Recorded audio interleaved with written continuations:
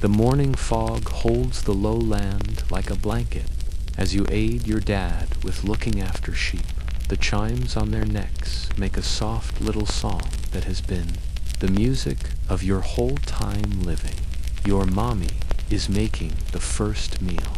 Warm bread and goat's milk that feels like your house, like safety, like all you have known.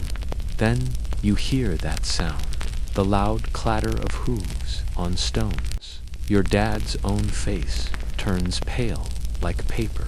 Your mommy lets fall the mud jug she holds, and it breaks upon the floor, much like your life is getting ready to break, because every person in your small town knows what those sounds mean. The ruler's helpers have now come. You look out from behind a cart as the ruler's men get off their horses.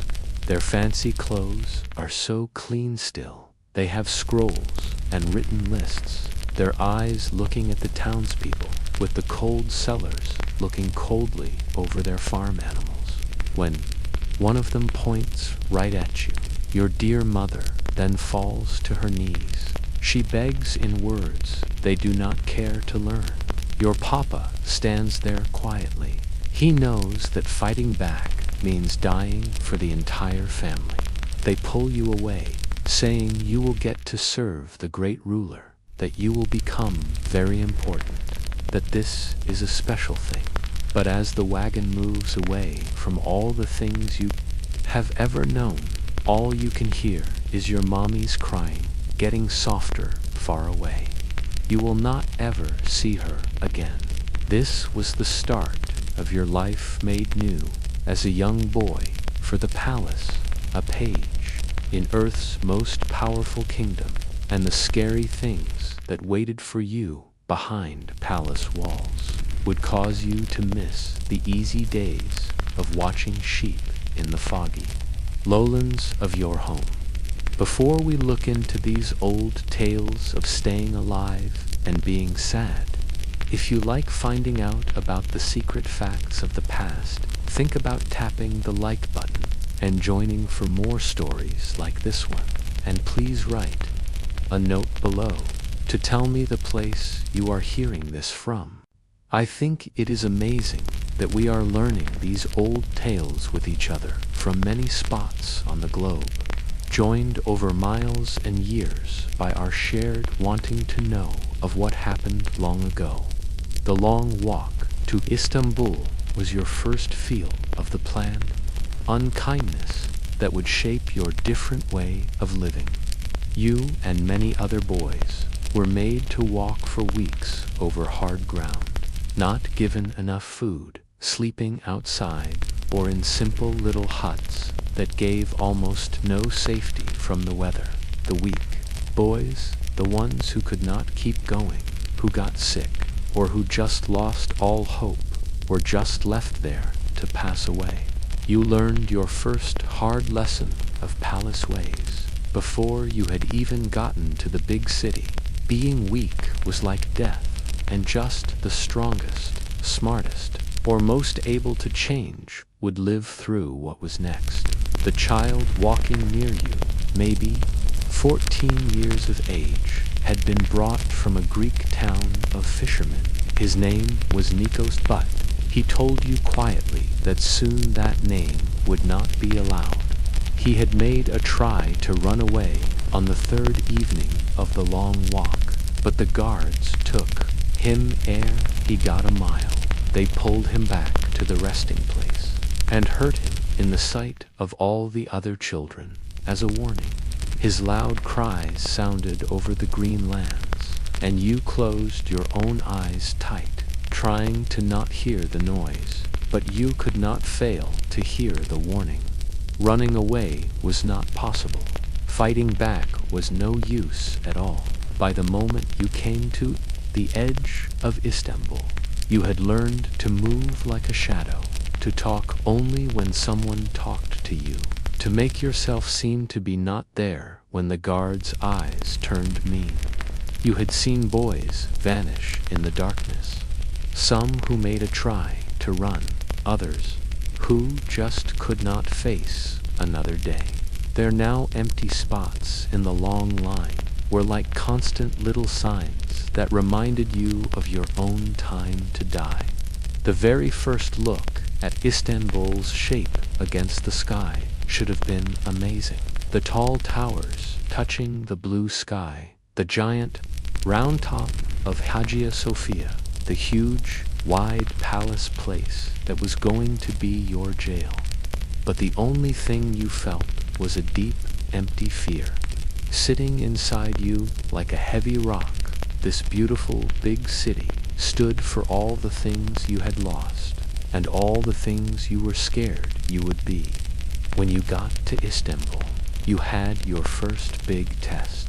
The ruler's important men put the boys, who were left into groups by how good they seemed to be. The whole thing was meant to make you feel small, and it was very careful. They looked at your teeth like you were a pony. They checked how fast you could move. They made you say the few letters and sums you knew. They saw how tall you were.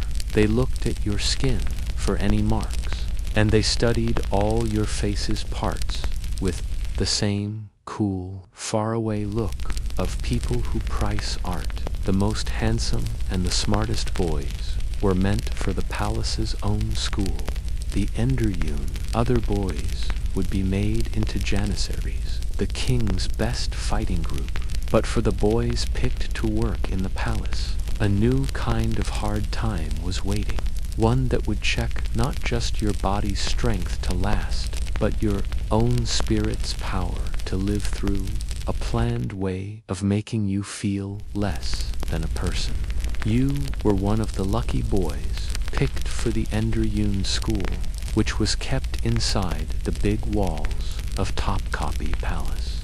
The men who made this pick saw your smooth skin, your shining eyes, and your very clear smarts, and they showed a smile. You did not know at that time that their smiling looks were not nice. They were the smiling looks of hunters who had just found some very good new animals to catch. The Enderun School has been named the planet's first big school for very special children.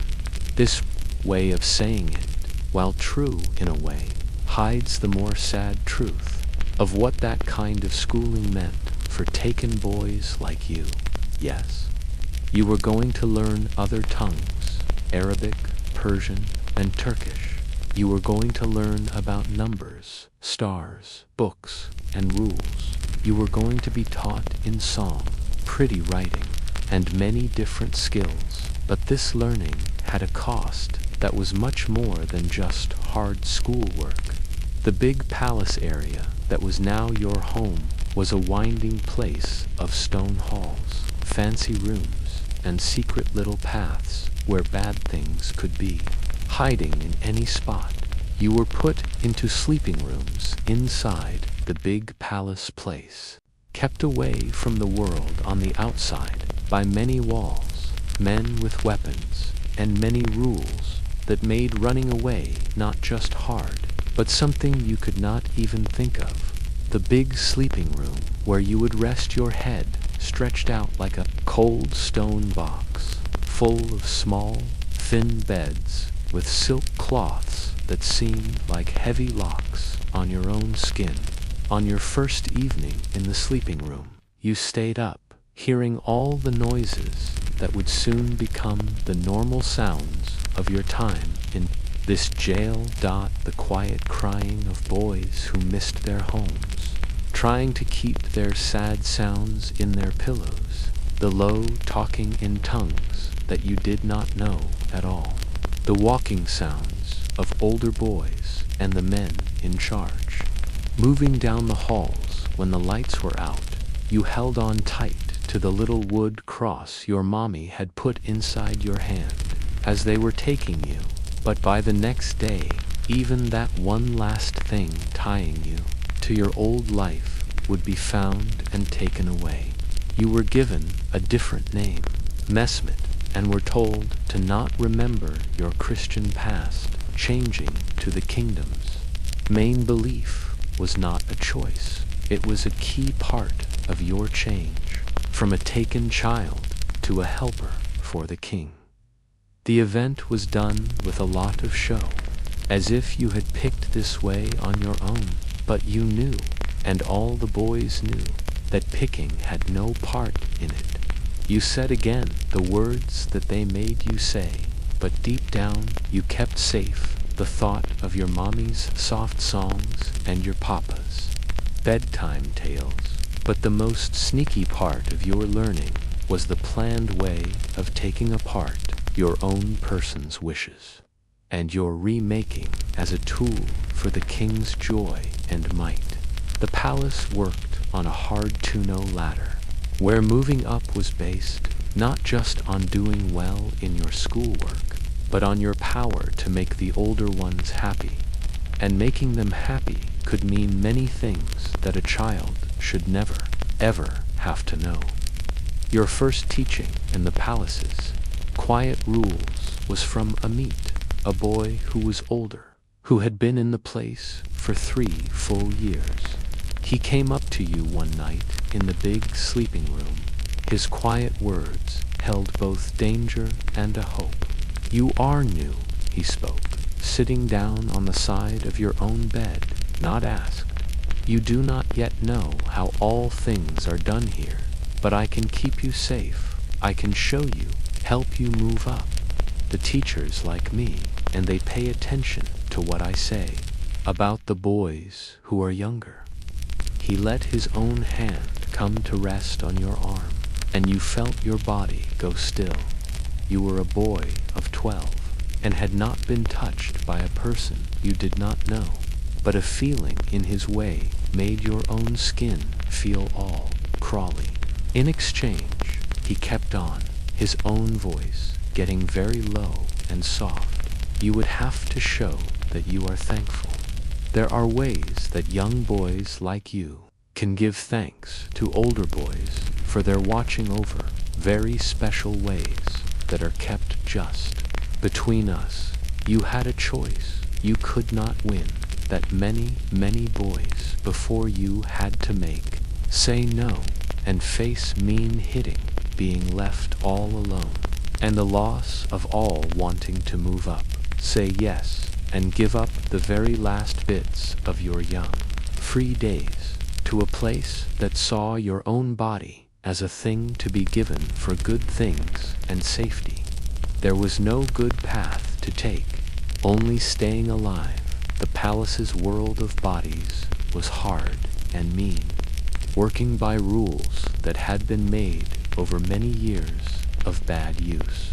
Men who were changed as boys, and who often had their own deep hurts in their minds, had a lot of power, and they used this to hurt the new boys who kept coming in. They knew the ways of the place very well, as they had been its hurt ones before.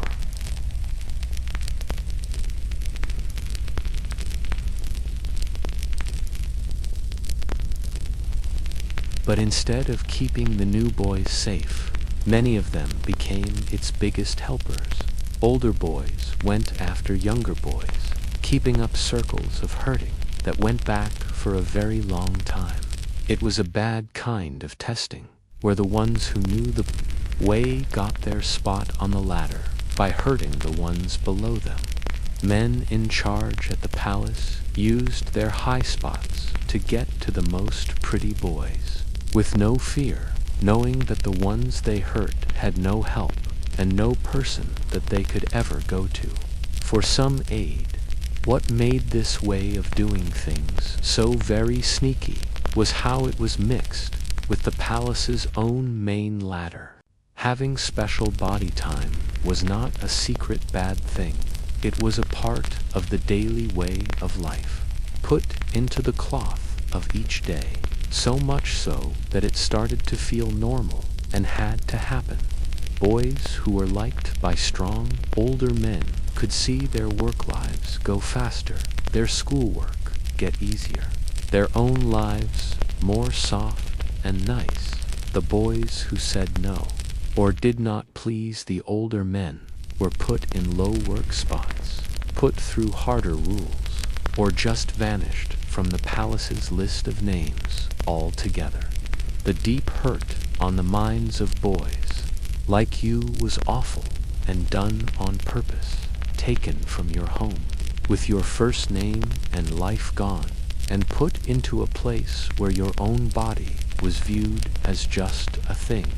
You grew what we might today call very deep and sad feelings. Some of the boys became tricky and smart, learning to use their own bodies as a kind of tool for getting ahead and just staying alive. Others pulled back deep inside, turning into empty bodies who just did the things of palace life while the spark inside them went out. You saw both of these changes take place in the boys around you. Dmitri, who was brought from the same place, as you learned how to give smiles and soft words to the older boys and men. In 6 short months, he had new robes, better meals, and his own helper for his tongue lessons. But his own eyes looked empty, and he did not talk about his home or family. When new boys came, he saw them with that same kind of pricing look that the men in charge had once looked at him with. Stephanos, a boy from Greece, who was the son of a man who caught fish, went the other way. He said no to all the touching, took the hits and mean rules, and slowly became like a person made of smoke. He did his tasks like a machine. He learned just enough, but with no joy, and seemed to get smaller, a bit more each day. One day, his own bed was not filled, and no one ever said his name from that day on. You made a try to walk a path in the middle, saying yes to some things to stay alive, while trying to keep a small part of you that was not touched. But the palace was made to make that kind of deal not work. Each new day had new hard things, new picks between being shamed and being broken, new ways that the whole place tried to make you again in its own shape. Visitors from Europe who came to the Ottoman court sometimes saw this secret world, though what they wrote was often seen through their own home ways and small knowing.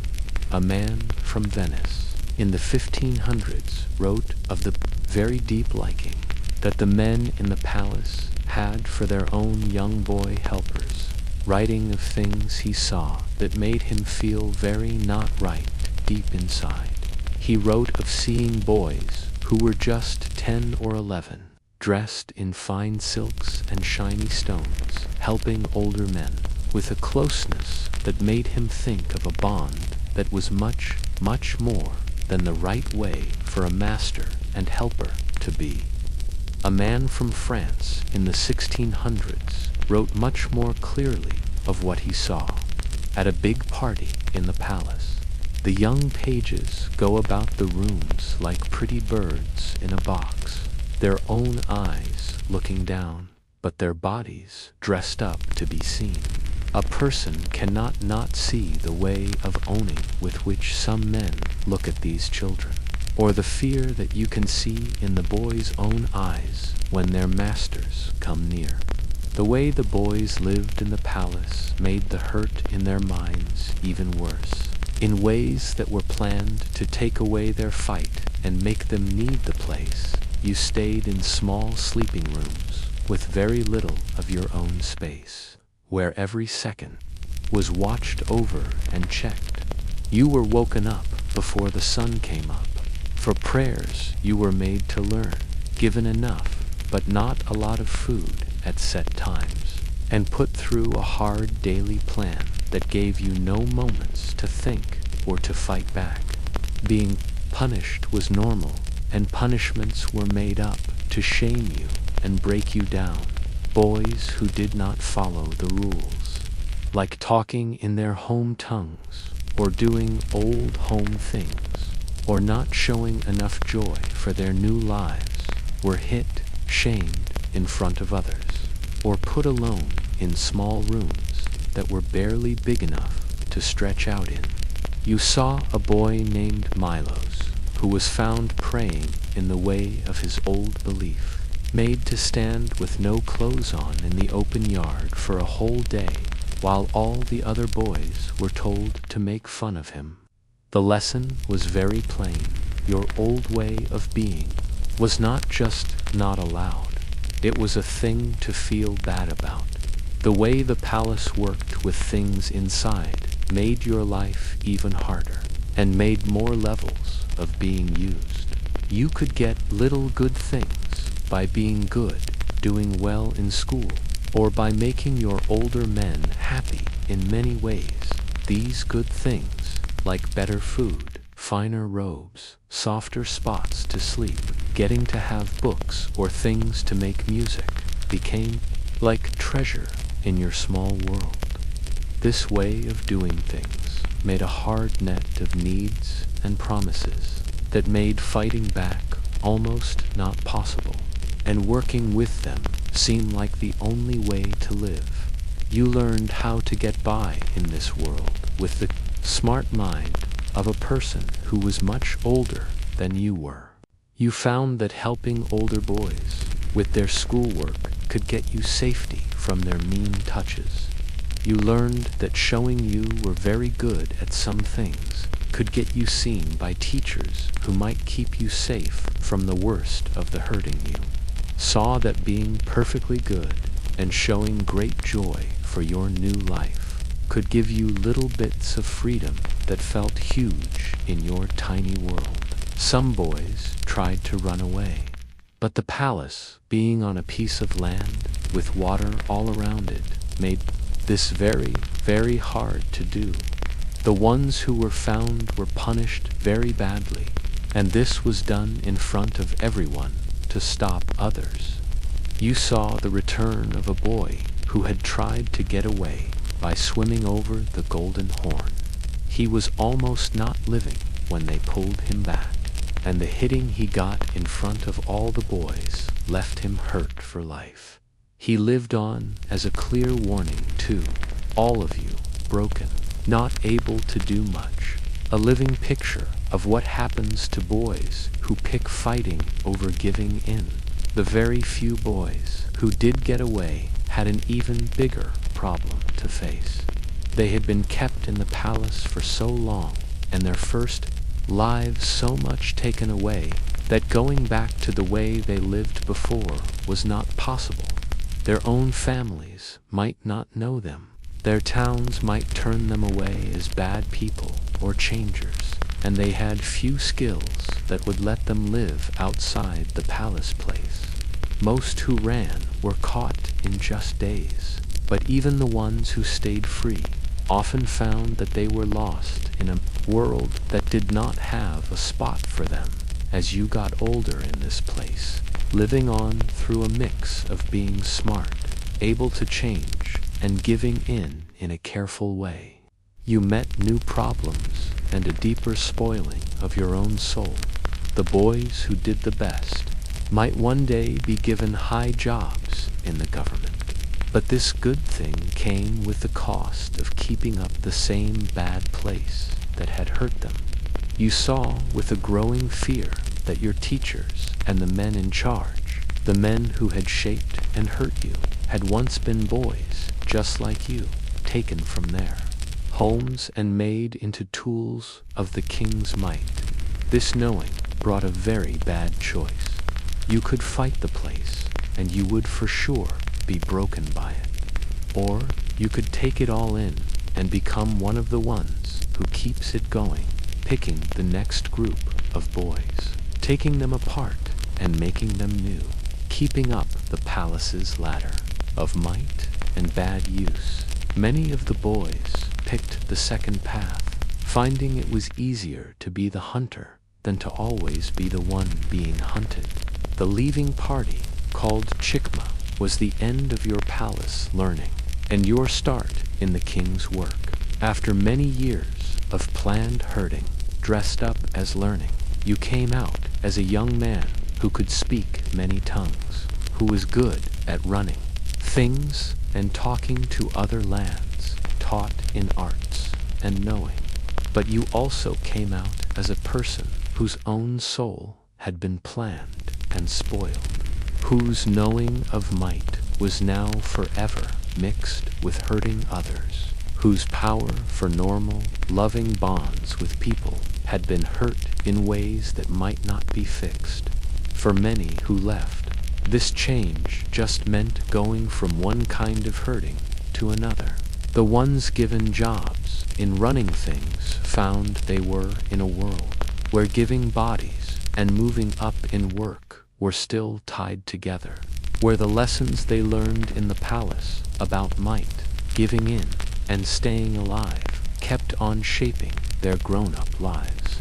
The ones sent to fighting jobs took with them the deep hurts in their minds from their palace time, often turning into either mean helpers of the king's will or broken men who had a hard time finding a point in lives that were built on a base of hurt. The way the big Ottoman families thought about these things was tricky, and it was carefully made to keep the system going while saying no to its worst parts. While the main rules said no to many kinds of hurting, the real truth was that the men in charge at the palace did not look at things that helped them. The system made good men to run things and helpers who would stay true, which was its main goal. The price in human lives was seen as not important to its good work, and any bad words were pushed away as not knowing of the kingdom's smart ways of teaching and making men better. Writers from the Ottoman time now and then wrote about the place's darker sides, while still saying it was good overall.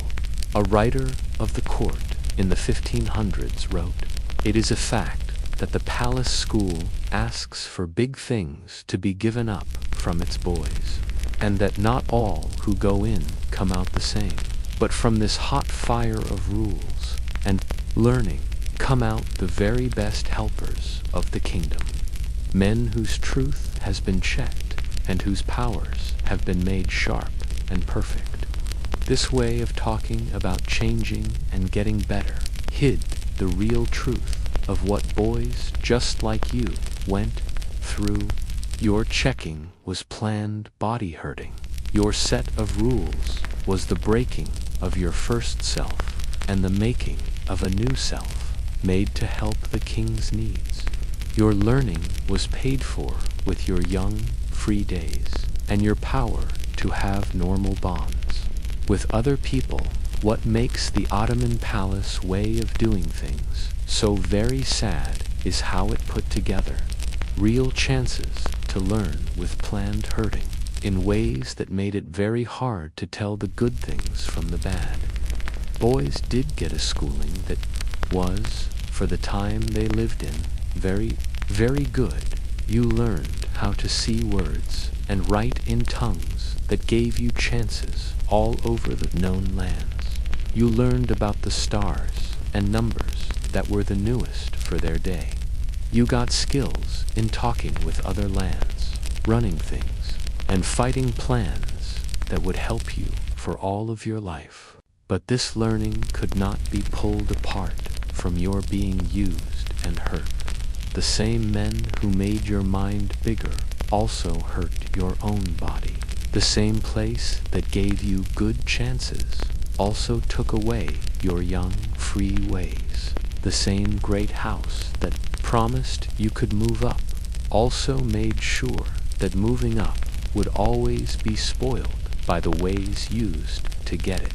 The system also shows the hard to know link between might, bodies, and hurting in times before our own. The Ottomans were not the only ones in their bad use of young people. Things like this were found in many ways all through the old times and the middle times. But the Ottoman way was special for how big it was, how it was made into a system, and how it was put into the kingdom's works. It was not a secret bad habit, but a known great house, praised for how well it worked.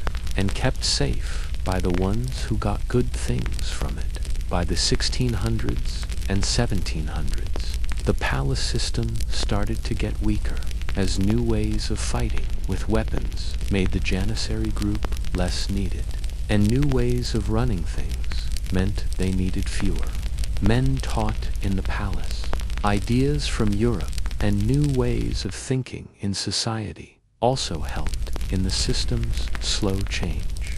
But for the many, many boys who went through the palace doors when the system was at its highest, these changes were much too late. Their tales of a lost young life, gone free ways, and broken hearts in work for the kings might show one of the past's most planned out cases of a big place hurting children. The boys who lived learned how to get by in a world where their good looks were both a help and a problem, where their smarts were liked, but their being human was not, where moving up meant giving away parts of their souls that they could never have back. Some went up 2 spots of great might and power, becoming big helpers, army heads, and leaders who shaped the path of the kingdom.